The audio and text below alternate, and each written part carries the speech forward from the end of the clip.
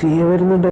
सुर्ख वाला सोज वाला फैज वाला लव होता है जो लव से ज्यादा वैसे वाला लव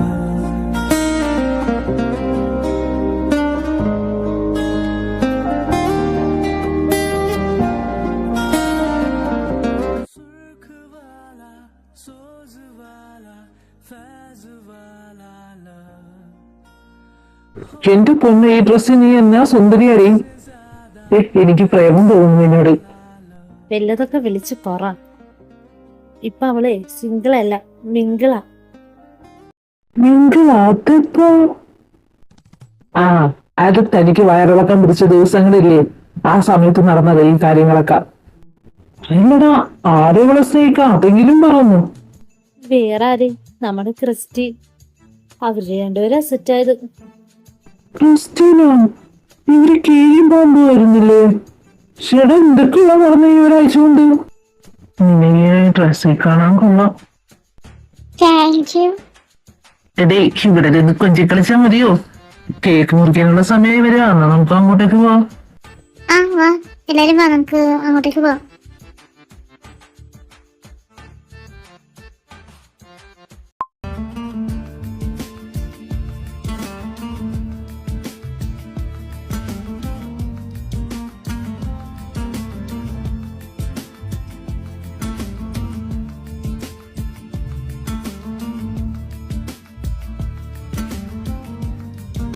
വാവ്, എന്താ അടിപൊളിയാടിയാ കേൾക്കണത്.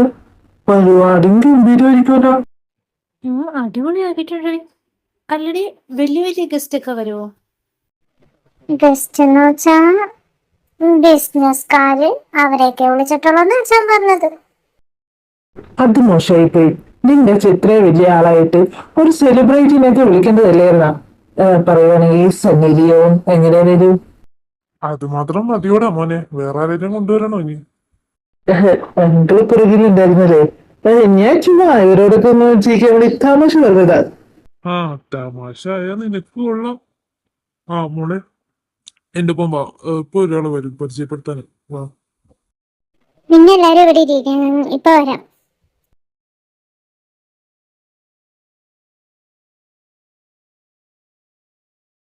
സാർ, ക്രിസ്ത്യൻ തോമസ് വന്നിട്ടുണ്ട്.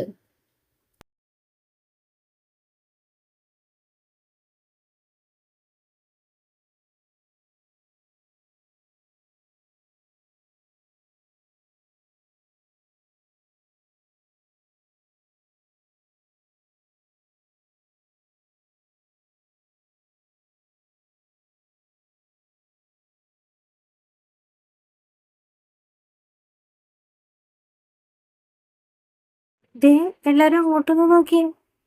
ഏതാ ചിക്കൻ? എന്ത് സുന്ദരനാ പുള്ളി.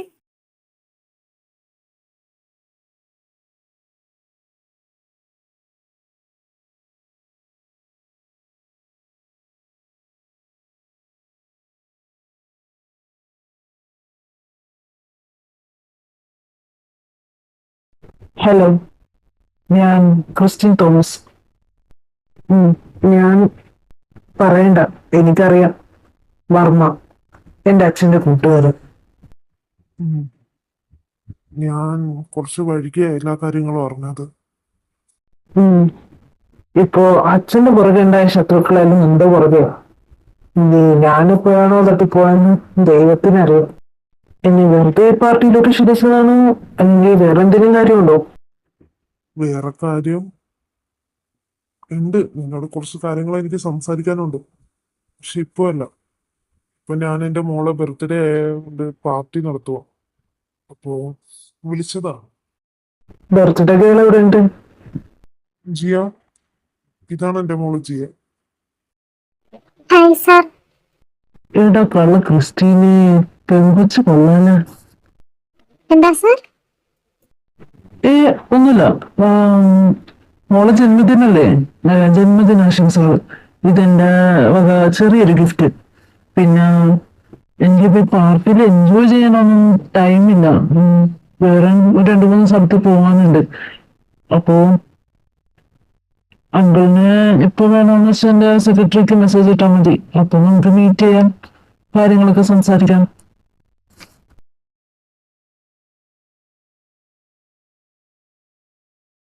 ആരാച്ചത്? ഇങ്ങനെ ഒരാളെ ഞാൻ ഇതുവരെ കണ്ടിട്ടില്ലല്ലോ.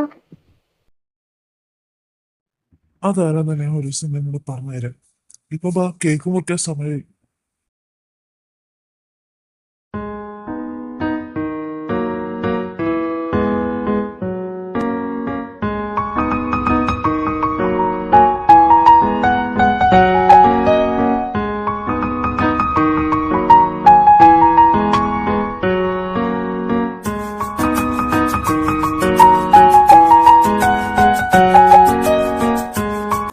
മക്കളെ, ഇപ്പൊ ഇത്ര നേരമായില്ലേ? ഞാൻ നിങ്ങളുടെ പേരൻസിനെ വിളിച്ച് പറഞ്ഞിട്ടുണ്ട്. അപ്പൊ നിങ്ങൾ എല്ലാവരും ഇന്ന് ഇവിടെ നിന്നു, നാളെ ഇവിടുന്ന് ക്ലാസ്സിൽ പോയാൽ മതി എല്ലാവരും. പിന്നെ ഈ പുതിയ കൊച്ചിന്റെ പേരൻസിന്റെ നമ്പർ എന്റെ കയ്യിലില്ല. പാരന്റ്സ് എന്ന് പറയാൻ അങ്ങനെ ആരുമില്ല അങ്ങളെ. എനിക്ക് ആകെ കൂടെ ഉള്ളത് എന്റെ ഒരു ചേട്ടനാണ്. അവനാണിപ്പോ എനിക്കെല്ലാം. എന്റെ അച്ഛനും അമ്മ ആരുമില്ല, അവരൊക്കെ ഒരു ആക്സിഡന്റ് മരിച്ചുപോയി. ഞാൻ അവനും ഒറ്റക്കാ. ആര് പറഞ്ഞു നീ ഒറ്റക്കാണെന്ന്? ദേ, ഈ നിൽക്കുന്ന ഇവന്മാരെല്ലാം എന്റെ മക്കളും, എനിക്ക് എന്റെ സ്വന്തം മക്കളും. ആ കൂട്ടത്തിൽ എനിക്ക് നിന്നെയും കിട്ടി. നിനക്ക് എന്നെ അച്ഛാന്ന് വിളിക്കുക, ഇവരെ വിളിക്കുന്ന പോലെ. എനിക്ക് നീ വേറെ അല്ല, ഇനി ആരും ഇല്ല എന്നുള്ളൊരു ചിന്തയാണ് നിന്റെ മനസ്സിൽ വേണ്ട. എന്തുണ്ടെങ്കിലും ദേ എന്നോട് വന്ന് പറയാൻ നിനക്ക്.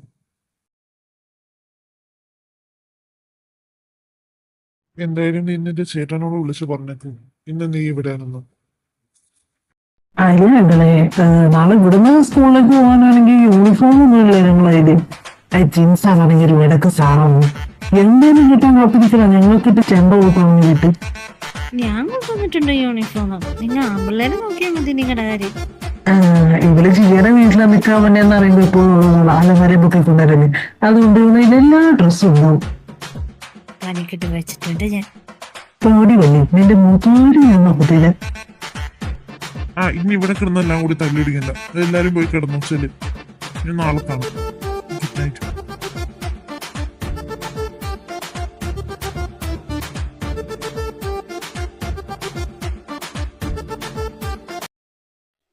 തോൽവി ഇവന്റെ മനസ്സിൽ ഒരുപാട് മുറിവേൽപ്പിച്ചിട്ടുണ്ടെന്ന് തോന്നുന്നു. കണ്ട, ഇത്രയും നാളായിട്ട് അവൻ എന്തേലും ഒരു പ്രതികാരം ആ പെങ്കുച്ചിനോട് ചെയ്തു, അല്ലെങ്കിൽ അവനോട് ചെയ്തു. അത് ശരിയാണ്. ഇപ്പോഴാണെങ്കിലും ആ ക്രിസ്റ്റീനും ജിയും സെറ്റായി.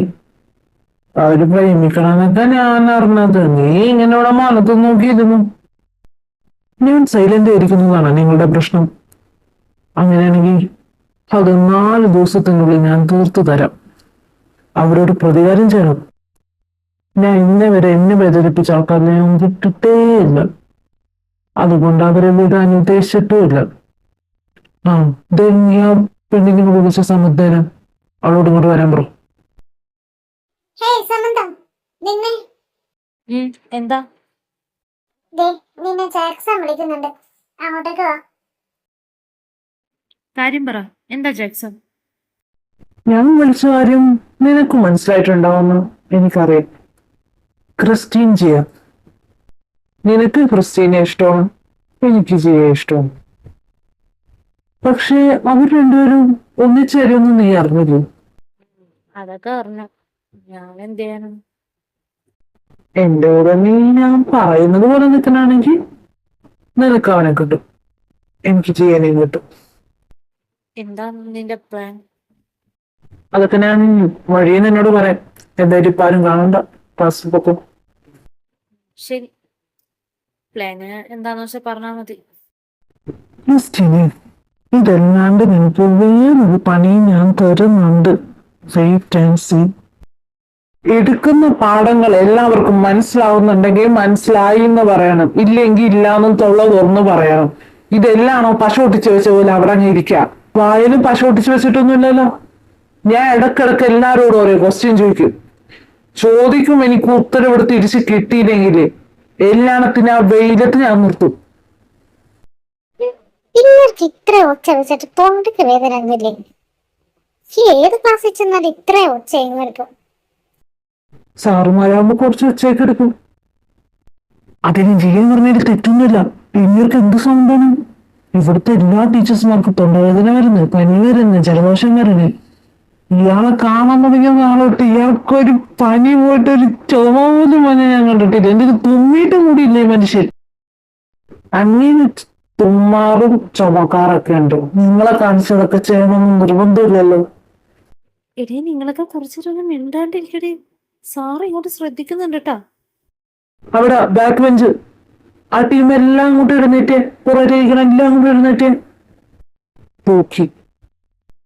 കൊള്ളാം. കുക്കി ഇവരെ കൂട്ടത്തിൽ ഉണ്ടായിരുന്നെങ്കിലും പഠിക്കുന്ന കൊച്ചായിരുന്നു. ഇപ്പൊ അതുമില്ല. എടാ, കുറച്ച് മാസങ്ങളും കൂടിയുള്ളൂ ഇനി നിങ്ങളുടെ പരീക്ഷക്ക്. ഞാൻ സ്റ്റാഫ് റൂമിൽ പോകുമ്പോ എന്റെ ക്ലാസ്സിനെ കുറ്റം പറയാനല്ലാണ്ട് വേറൊരു ക്ലാസ്സിന്റെ അവിടെ ടീച്ചേഴ്സ്മാര് കുറ്റം പറയണില്ല. ഇതിനാടാ എന്നെ നാണം കെടുത്തുന്നത്. നിങ്ങൾക്ക് ഒന്നും പഠിച്ചുകൂടെടാ. ഒന്നും നല്ല പിള്ളേരായിക്കോടെടാ. സാറേ, ഞങ്ങൾ ഇങ്ങനെയൊക്കെ കളിച്ചും ചിരിച്ച് നടക്കുന്നുണ്ടെങ്കിലും ഞങ്ങൾ പഠിക്കുന്നുണ്ട്. ഇതിപ്പോ ഓണപരീക്ഷ, ക്രിസ്മസ് പരീക്ഷ അതിനൊക്കെയല്ലേ പൊട്ടിയിട്ടുള്ളൂ. സാറ് കണ്ടോ, +1 പരീക്ഷ ഞങ്ങൾ ജയിക്കും. സാറിന്റെ തല ഞങ്ങൾ ഉയർത്തിപ്പിടിക്കും.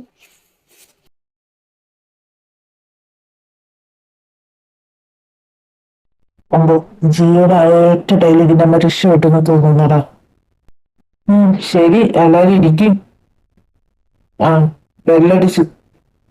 ഞാൻ അടുത്ത ക്ലാസ്സിൽ കാണും. പറഞ്ഞതൊക്കെ ഒന്ന് നടത്തി തരണടാ പിള്ളേരെ. എല്ലാവരോടും കൂടി, അവരോട് മാത്രമല്ല. ശരി എന്നാ.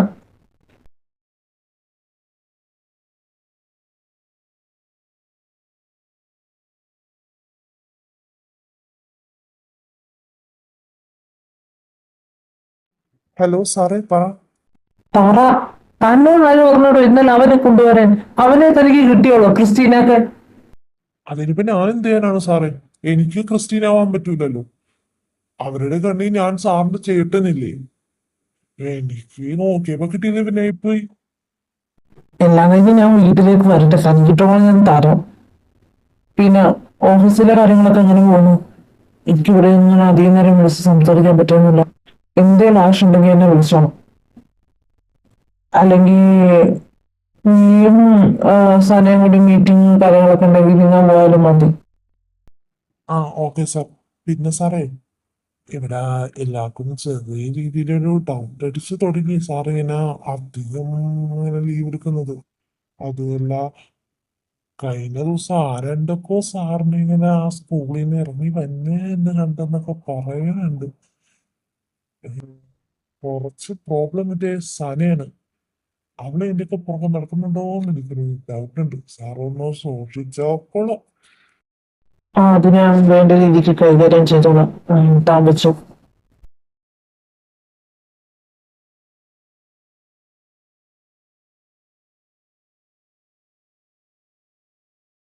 നീയോ? നീ എന്താ ഇവിടെ? എന്റെ പേടിച്ചു പോയോ നീ? ആരോടാ ഒളിച്ചും പാത്തൊരു സംസാരം നിനക്ക്? ഞങ്ങളുടെ ജീവനെ ചതിക്കാനാണോ അതിന്റെ പണി? അങ്ങനെയൊന്നുമല്ല. ഇത് എന്റെ ചേട്ടൻ വിളിച്ചതാ. വൈകുന്നേരം ചെല്ലുമ്പോഴത്തേക്കും മീൻ വാങ്ങിക്കൊണ്ടുവരെ. ഏത് മീൻ വാങ്ങാനാ പറഞ്ഞത്?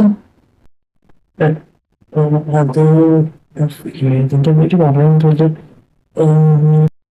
ചാള. ചാളയും ചെമ്മീനും വാങ്ങിക്കൊണ്ടുവരാനാ പറഞ്ഞത്. എനിക്ക് ഭയങ്കര ഇഷ്ടം ചാള, തേങ്ങാച്ചാറും പിന്നെ ചെമ്മീൻ റോസ്റ്റും. ഞാനും വരാം നിന്റെ വീട്ടിലേക്ക്. അതിനെന്താ, നീയുമ്മ ഇതിൽ പറയേണ്ടതാണെന്നോളാം. പിന്നെ നീ വിജയെ വിളിക്കുന്നുണ്ട്. നിങ്ങൾ എപ്പോഴും മീറ്റ് ചെയ്യാറുള്ള സ്ഥലം ടാർസിന്റെ പേര് ചെല്ലി. ഓക്കെ, ശരി.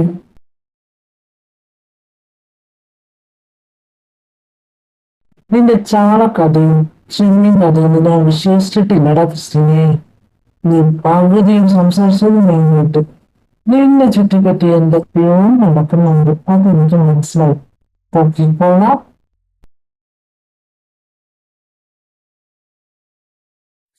ഓ, വരണം വരണം മിസ്റ്റർ. നിങ്ങൾ എന്തോ ബോയ് ഫ്രണ്ടാ? ഇന്നലെ എന്റെ ബർത്ത്ഡേ ആയിട്ട് എനിക്ക് എന്തേലും ഒരു ഗിഫ്റ്റ് താൻ വാങ്ങി തന്നോടും കഴുതേ.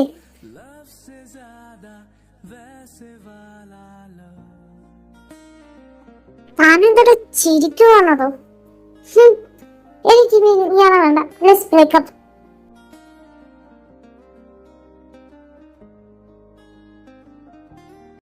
എന്താണ് ഇവിടെ ഒന്നില്ലെങ്കിൽ അവര് ഇപ്പൊ നീ നിങ്ങളും തുടങ്ങിയ എന്നെ എവിടെ നിങ്ങൾ വരാൻ സമ്മതിക്കൂലടാ. മണം കിട്ടും. അയ്യോ ഞാൻ സാറിനോട് വല്ലതും പറയോ? വാ നമുക്ക് ക്ലാസ്സിൽ പോവാം. എന്നെ അധികം നേരം ഇവിടെ നിൽക്കണ്ട. ഹണ്ടനിന്റെ ഒരു മര്യാദ തോന്നണ്ടേ അവർക്ക്. സിലബസിന് മുമ്പിൽ അവരിങ്ങനെ കാട്ടി കൊടുക്കുന്നത്. എന്തും പറഞ്ഞാടി വരുന്നത് നീ? ഭ്രാന്തായിരുന്നു നിനക്ക്. അതെ ഞാനൊന്ന് ടെറസിൽ പോയതാ. ഞാൻ ഒരു സാധനം ഓർഡർ ചെയ്തിട്ടുണ്ടായി. അത് എടുക്കാൻ വേണ്ടി പോയതാ. അപ്പൊ ക്രിസ്ത്യനും ചെയ്യും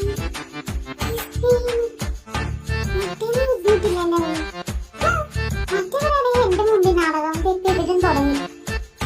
അല്ല പിന്നെ എടപ്പള്ളി എന്ന് നിനക്ക് ഇവിടെ ഒന്ന് പറയേണ്ട ആവശ്യം എന്തായിരുന്നടാ മാറി? അവിടെ വരെ ആയല്ലേ കാര്യങ്ങളൊക്കെ. എടാ ജോക്സൺ, നീ എവിടെ പോണം? എടാ പ്രശ്നം ഉണ്ടാക്കാൻ വേണ്ടി പോവാണോ? അതാ അവിടെ വരെ പുറകെ പോവാ നമുക്ക്. നീ എന്ത് വിചാരിച്ചടാ? ഞാനൊന്നും അറിയണില്ല. നിനക്ക് ജീവനെ തന്നെ കിട്ടിയുള്ളതേ.